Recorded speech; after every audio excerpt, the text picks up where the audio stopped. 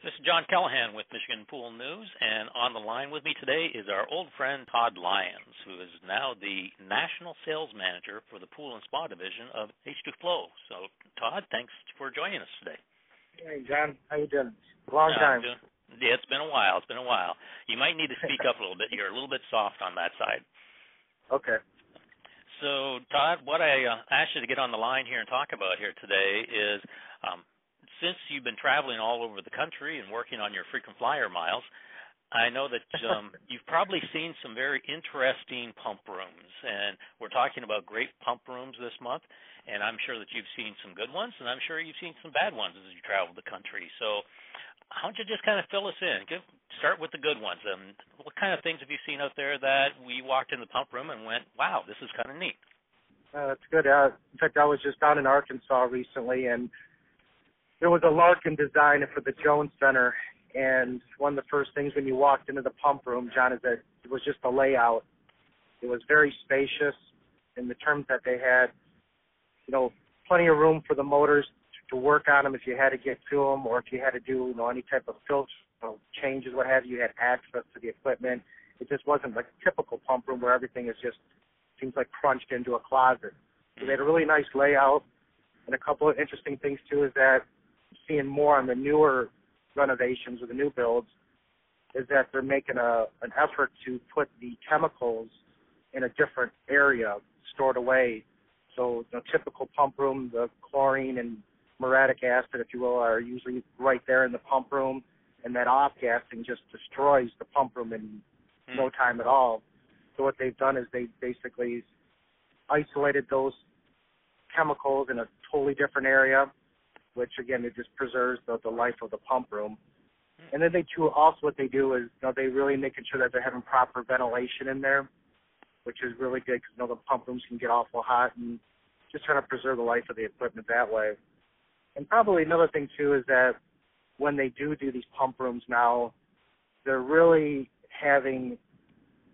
they're putting up the posters for, okay, here's my shock table. If I've got a shock, how many gallons, all the pool data, and everything is accessible so that if in need of an event, that they can, it's right there. And also, too, is they're putting all the logs, preventive maintenance logs are right there. That they have a backwash log, they know when the last time they backwashed, or keeping track of it. Or their filters, when's the last time they did, rake the sand, pop the lid, did all that stuff. And so they just really putting all the information out there, and it was a very, very good design. In fact, similar to what they're doing up at Zenders with Chris Bartnikowski's at Splash Village. Just doing a wonderful job there. Again, nice spacious pump room, everything's laid out. And what they're doing, too, is for the newer builds, is that they're really looking at the newer technologies, obviously. And one of the things which is really handy, I think, is that they, for instance, on your chemical controllers, you can basically go on your iPad or your phone and you can remotely dial in and see what your readings are. So a lot of these guys don't have the opportunity or don't have the time like they used to where they could kind of camp out at the pool all day. They're busy in other buildings doing this, that, and the other. So now they can, they're 5 buildings over and you got to see what the chemical readings are. They can go online and see what they have, or if they have an alarm, it immediately notifies them, and they can see that. And then one thing, too, that kind of tying that all in together as well with the technologies, a lot of them are really starting to putting in their building management systems. So, again, it's that visibility that if it's a Sunday night and for whatever reason the pool shut down because of, say, a low voltage and the motor stopped, that they're alerted to that they know something is going on. So again, it's just the efficiencies like that are it's nice to see that because again, it's hard enough what these guys have to maintain, and just using the technologies to their advantage. How about some of the bad things that you're still seeing out there? Pardon me?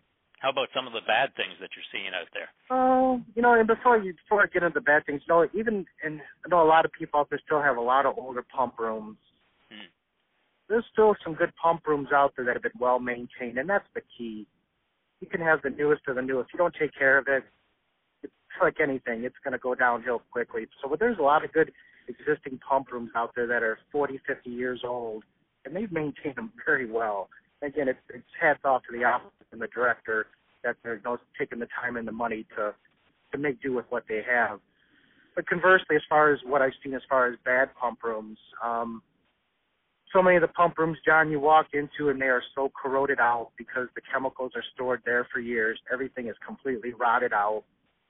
They haven't taken the time or monies, what have you, to keep things up to date, keep things running good. And it's sad to see. It really is. And then, one of my pet peeves, if you will, is you see some of these designs, these older designs, even newer ones too, that for a filtration they use the little pack fab, essentially it's a residential filter, and they have like 6 of them lined up to try to do what one big size sand filter could have done. And you see a lot of that, and well, I don't want to name some of the states. I don't want to get any in trouble. But you see that, and you see a lot of that, and that's just, again, it's inefficient, and at the end of the day, as far as the water quality and so forth, that trend is going to get less and less, because I think what you're seeing a lot of these facilities when they're, like for instance with the Jones Center, when they did that project, some of the neighboring counties made it a point to go to that facility and see what they did. So when they go to do a bond and to upgrade their facility, or whatever type of financing, or when they're going to upgrade that, they know what is working. And it's good to see that, because these projects are very expensive, and it's a shame to see them throw all that money and not get what they want or get what they need, and they're kind of right back in the same boat that they were. So. Well, Todd, I know you're driving there, so I won't take up an awful lot more of your time, but I definitely appreciate you taking a few minutes to give us some input for this month's edition of Mission Pool News. And I'm curious to see what you'll be promoted to the next time we talk, because it seems like every time we talk, you get another promotion. So maybe we need to talk more often. You're too kind. Well, thanks, John. I'll talk to you soon, buddy. Okay, thanks again. Bye. Bye-bye.